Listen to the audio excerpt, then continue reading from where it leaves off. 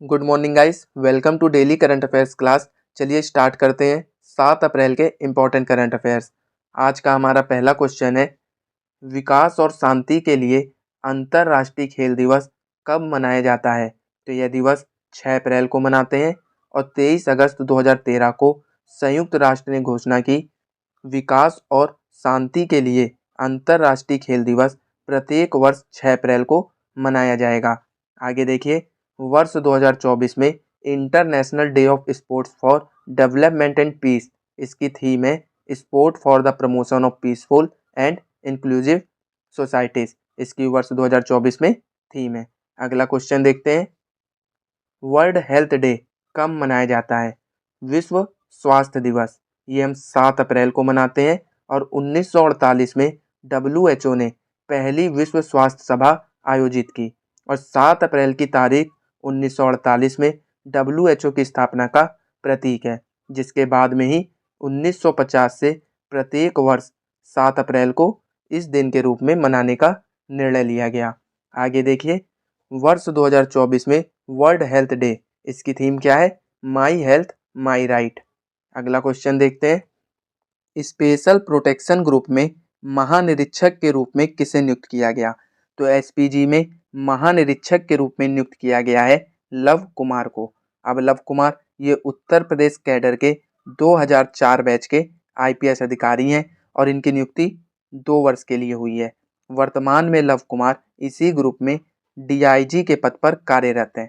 अब ऑप्शन देखिए, अजय माणिकराव खानविलकर, ये मोस्ट इम्पोर्टेंट नाम है, ये भारत के लोकपाल बने हैं। और नवनीत सहगल, ये प्रसार भारती के अध्यक्ष बने हैं, तो याद रखिएगा।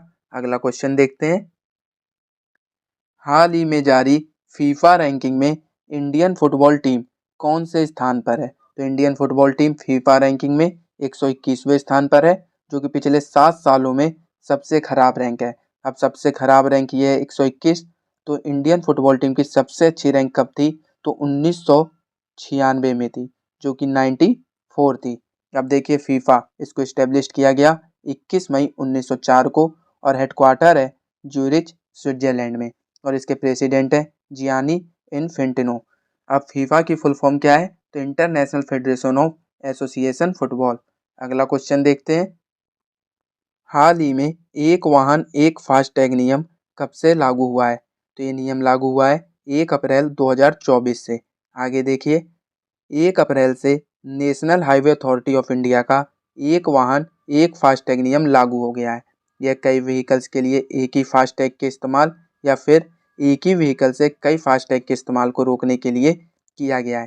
पहले क्या था, एक ही व्हीकल्स में कई फास्टैग का यूज करते थे या कई फास्टैग का यूज एक ही व्हीकल्स के लिए करते थे, तो इसको रोकने के लिए यह नियम लाया गया है।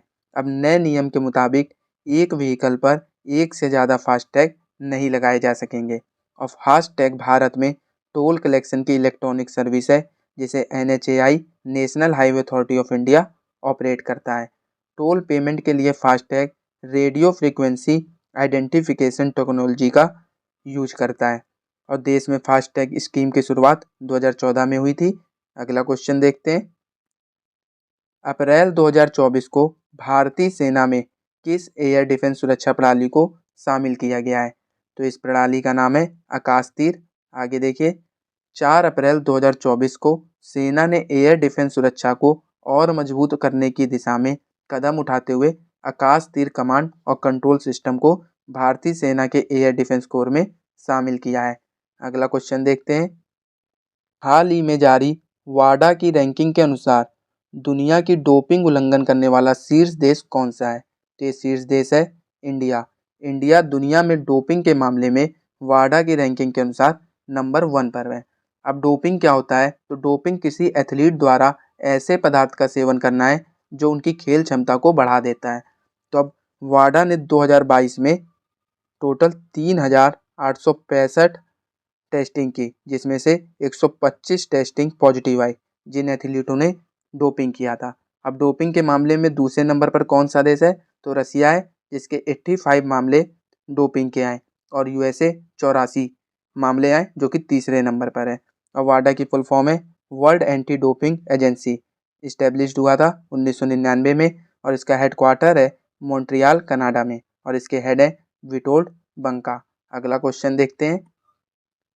3 अप्रैल को भारत के पूर्व प्रधानमंत्री डॉक्टर मनमोहन सिंह राज्यसभा से सेवानिवृत्त हुए।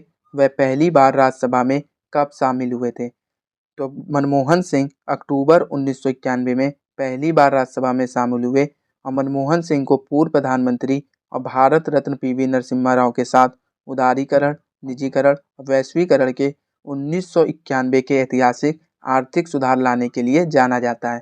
तो इस क्वेश्चन का ऑप्शन बी सही होगा, 1991। अगला क्वेश्चन देखते हैं। हाल ही में नाटो ने कब अपना 75वां स्थापना दिवस मनाया? तो नाटो ने अपना 75वां स्थापना दिवस 4 अप्रैल को मनाया, और नाटो की फुल फॉर्म है नेशनल अटलांटिक ट्रीटी ऑर्गेनाइजेशन। इसका हेडक्वार्टर है वाशिंगटन डीसी, यूनाइटेड स्टेट्स। इसको इस्टेब्लिश किया गया 4 अप्रैल 1949 को।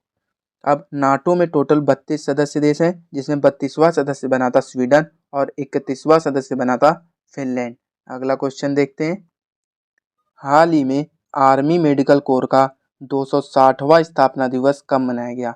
तो आर्मी मेडिकल कोर का 260वां स्थापना दिवस 3 अप्रैल को मनाया गया, और आर्मी मेडिकल कोर की स्थापना कब हुई थी? 3 अप्रैल 1764 को। अगला क्वेश्चन देखते हैं। Glamour and life style awards 2024 में अभिनेत्री महिमा चौधरी ने किसे प्रतिष्ठित पुरस्कार प्रदान किया? तो ये पुरस्कार प्रदान किया है डॉक्टर निकेश ताराचंद जैन मधानी को। ये कार्यक्रम कहाँ आयोजित हुआ था? कांदीवली पश्चिम स्थित रघुलीला मॉल के सेठिया बैंक्वेट में आयोजित हुआ था। इस पुरस्कार के तहत जीवन शैली और मनोरंजन उद्योग की विभिन्न श्रेणियों में व्यक्तियों और संस्थाओं को सम्मानित किया गया। अगला क्वेश्चन देखते हैं। हाल ही में डीआरडीओ ने किस राज्य में परीक्षण केंद्र के लिए परियोजना शुरू की है? तो ये परियोजना डीआरडीओ ने पश्चिम बंगाल में शुरू की है हथियार के परीक्षण के लिए। अब देखिए, पश्चिम बंगाल ने पोइला वैसाख को अपना राज्य दिवस और बांग्ला माटी और बांग्ला जल को राजकीय गीत घोषित किया है।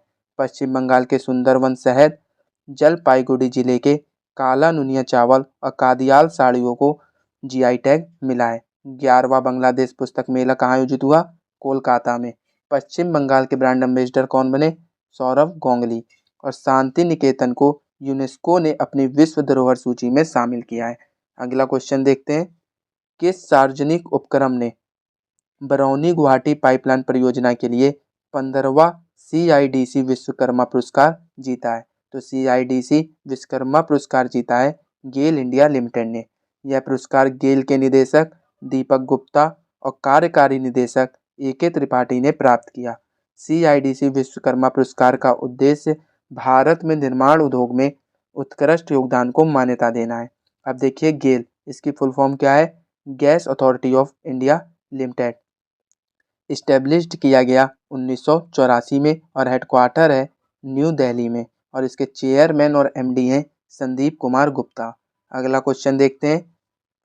हाल ही में सेनेगल के प्रधानमंत्री के रूप में किसे नियुक्त किया गया है? तो सेनेगल के प्रधानमंत्री बने हैं उस्मान सोनको। और आपको कुछ दिन पहले क्लास में पढ़ाया था कि सेनेगल के नए राष्ट्रपति बने हैं, उनका नाम क्या है? तो बासिरो डियोमाय फे। आगे देखिए, आपको 2024 में जनवरी फरवरी मार्च जितने भी प्राइम मिनिस्टर और प्रेसिडेंट बने हैं वो आपको मैं रिवाइज कराता हूँ, तो ध्यान से सुनिएगा। मिस्र के तीसरी बार राष्ट्रपति बने हैं Abdul Fattah al Sisi. Democratic Republic of Congo के प्रधानमंत्री बने हैं जुडिथ सुमिनवा तुलिका। सेनेगल के राष्ट्रपति बासिरो डियोमाय फे। पुर्तगाल के prime minister Luis Montenegro. Ireland के नए प्राइम मिनिस्टर साइमन हैरिस। फिलिस्तीन के नए prime minister Mohammad Mustafa. Hungary के राष्ट्रपति तामस सुल्याक। पाकिस्तान के प्राइम मिनिस्टर शहबाज शरीफ, और पाकिस्तान के राष्ट्रपति आसिफ अली जरदारी। इंडोनेशिया के प्रेसिडेंट प्रबोवो सुबियांतो, और यमन के प्राइम मिनिस्टर अहमद अवद बिन। अल सल्वाडोर के प्रेसिडेंट नयाब बुकेले। कजाकिस्तान के PM उल्जास बेक्टेनोव। फिनलैंड के प्रेसिडेंट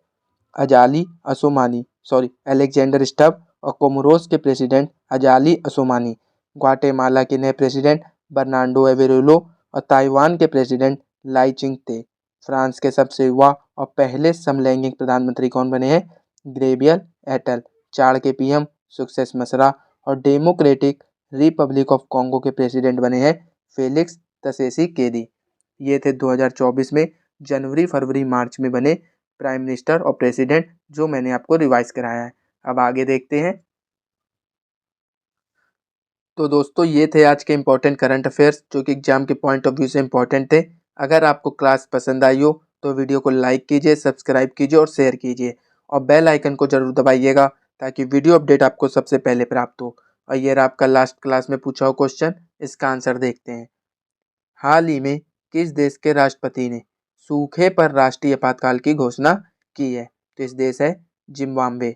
अब ये रहा आपके लिए क्वेश्चन, इसका आंसर आप कमेंट बॉक्स में दीजिएगा।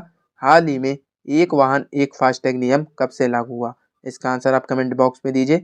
और अगर आपको इस क्लास की पीडीएफ चाहिए तो आप हमारे टेलीग्राम चैनल को ज्वाइन कर सकते हैं, यहाँ से आपको पीडीएफ मिल जाएगी। टेलीग्राम चैनल का लिंक डिस्क्रिप्शन में है।